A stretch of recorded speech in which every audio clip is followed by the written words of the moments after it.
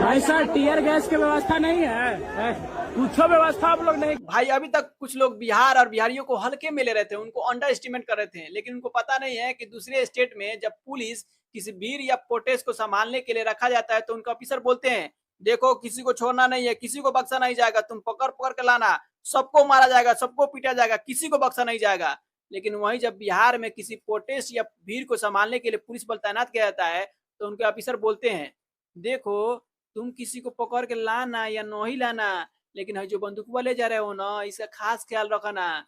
ऐसा ना हो कि लेनी क्या देनी पड़ जाए, तुम्हारा बंदूक दूसरा कोई चोरा कर लेके चला जाए। अरे कम से कम जो ले जा रहे हो ना, उसका खास ख्याल रखना, उसको वापस लाना।